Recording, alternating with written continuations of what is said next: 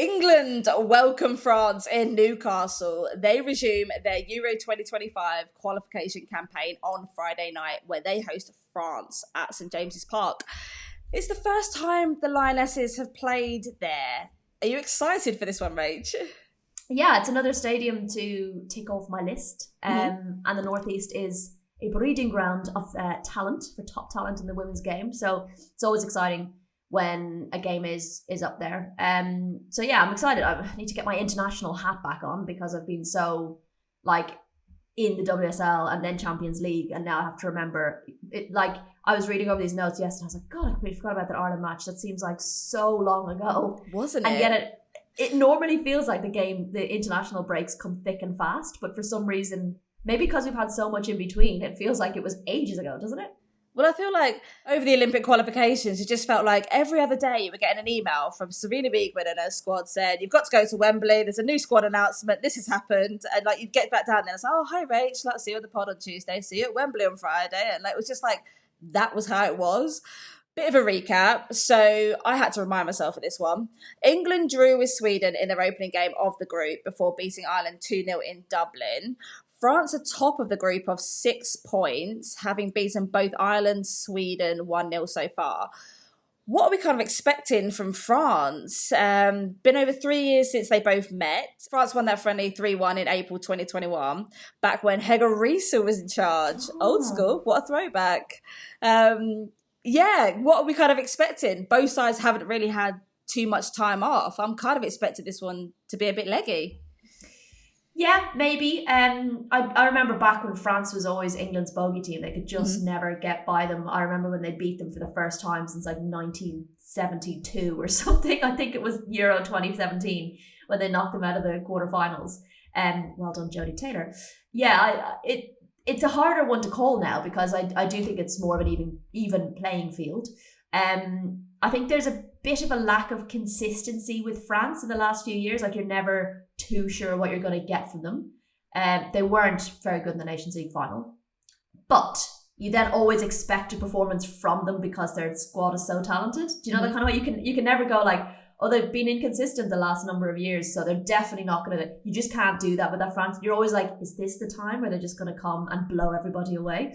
So, yeah, I think both teams have struggled a little bit at times in front of goal, and obviously I'm not talking about the February camp, but, in those big games where they're creating chances and you're like, how are you not scoring? I feel like both teams have had that a little bit, even though they've got some serious star power up front. So, yeah, 1-0 against Sweden and 1-0 against Ireland. It's 3 points, but it's not a hugely dominant scoreline, is it? So... I don't know, Chloe. I don't know. What do you think? I just always find it hard to call. I think France, in a way, kind of feel like the international Arsenal. Like, so much up top, throw everything at it, all different types of combinations, all different types of attacking threats, and then actually it doesn't come together and they just about scrape a win.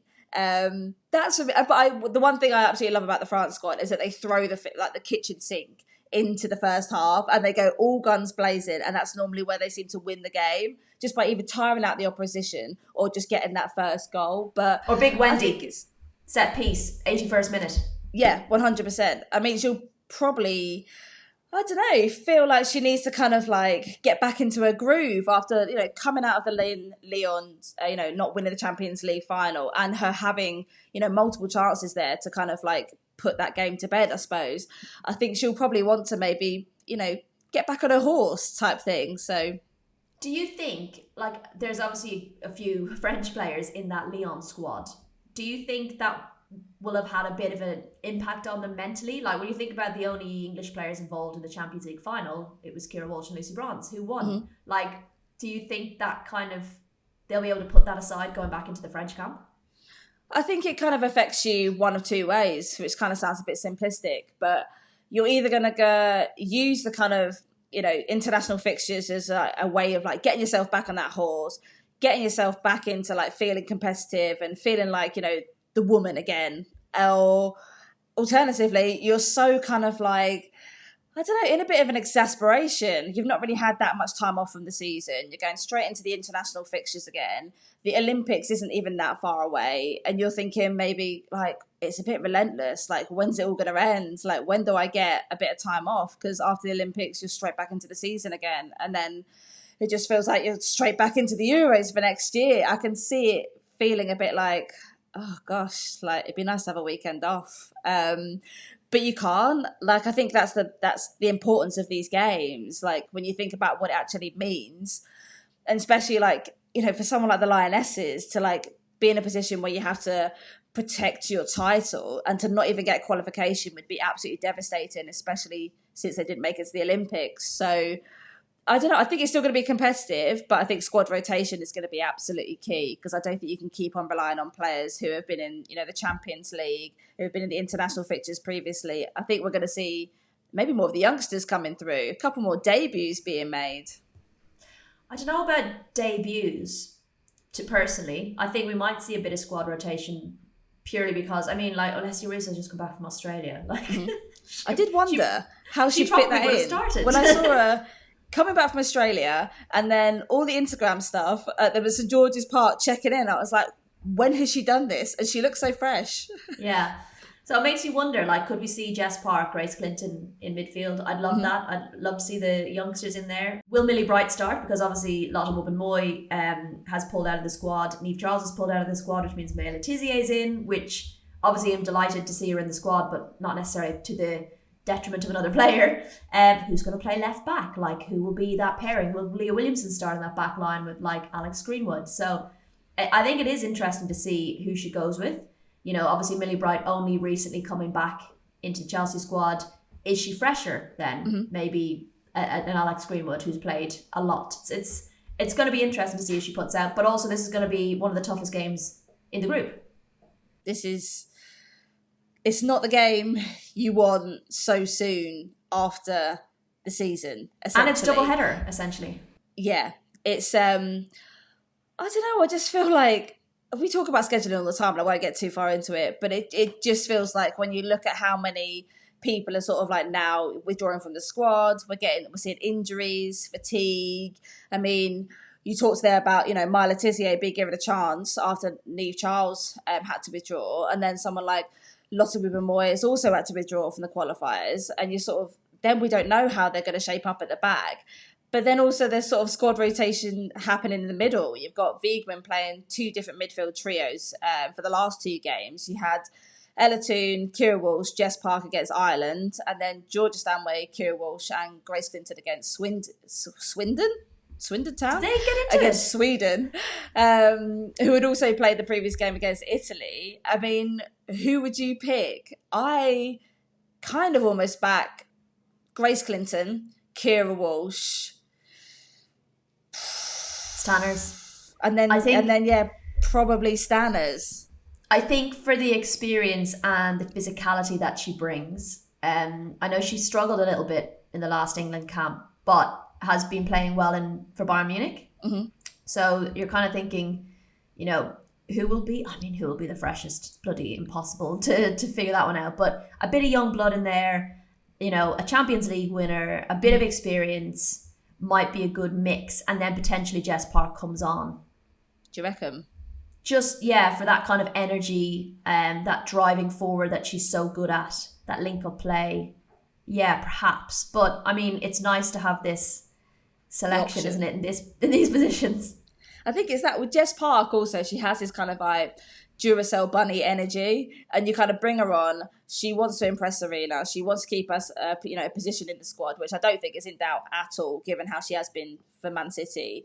And I think when you kind of look at like her energy and what she does, like progressing play, driving, and she's so good in, you know, dealing with kind of like, well, she's so calm. She's so like composed, and you expect for someone so young to be a bit nervous, but you never see any of that energy about her at all. So I think I've probably got to agree that Jess Park will definitely feature in this game, probably later on around, 60 minutes or something like that. And then you've got Ella Toone and Fran Kirby.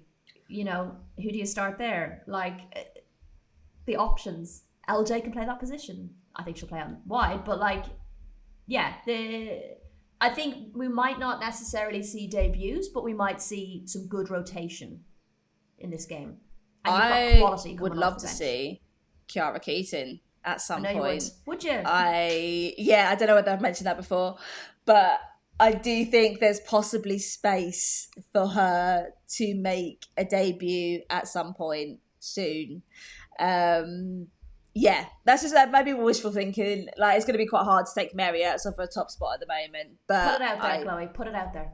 Yeah, I'm manifesting it. I mean, given the season that she's had, which is technically better than Herb's, who knows? We've also had some big news from the England camp this week. Esme Morgan will leave Man City this summer, subject to international clearance. Very conspicuous, but everyone's already sussed it out. It looks like she's joining Washington Spirit, but her destination hasn't been confirmed at the time of recording. So we're not here to spread fake news, but it looks quite set in sand. She only made 9 league appearances this season. So is this the best mood for her to kind of get more game time? And with Jonathan Heraldez joining the Spirit this season too. Yeah, I mean, it would be a great move for her. She does need more game time. It doesn't seem to impact her getting in the England squad though, so which is something. But yeah, you know, she's underused at City, which is a shame because she's been there for quite a while. But yeah, it's an exciting move for her. It should be interesting to see how they manage that, given the Olympics coming up and the NWSL keeps playing and the July window, and like, it's so interesting how you've got domestic football carrying on through that. So yeah, it'd be a cool link up for her, and getting to play under Heraldez would be pretty cool as well, I think. Do you feel it's a bit of a kind of a slip up from Man City? You've got someone who, very young, promising defender, came up for their own academy, has already kind of like, you know, cemented herself in Sarina's squad. Why would you let someone like that go? It's a good question, especially when we've talked about Man City needing strength in depth and needing players that can come on and the quality maintains the whole way through, and maybe we don't see enough rotation in that Manchester City squad. So it is a shame because you essentially got an England player on your bench, and you could work her into the squad and get her more minutes and have that strength and depth. So yeah, it is always sad to see academy players, someone who's come up through the academy, got into the senior squad, leaving. It always feels like the end of an era almost.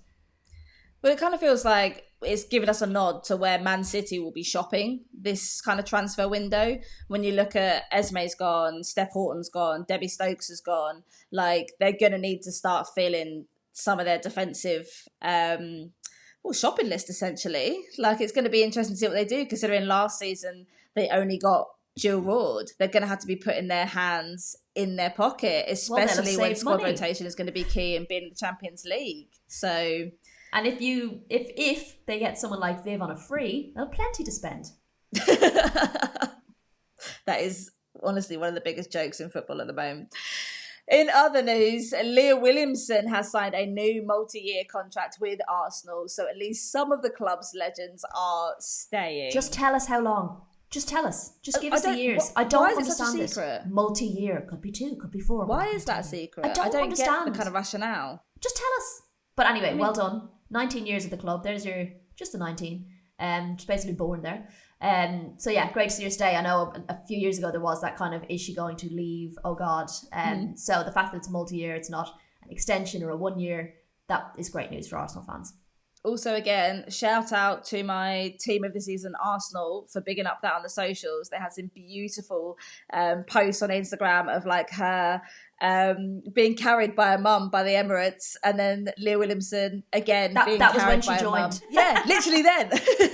And then they had her doing or recreating the shot, which is absolutely beautiful, outside the Emirates again. So, you know, that's why you're team of the season. Congratulations again, Arsenal.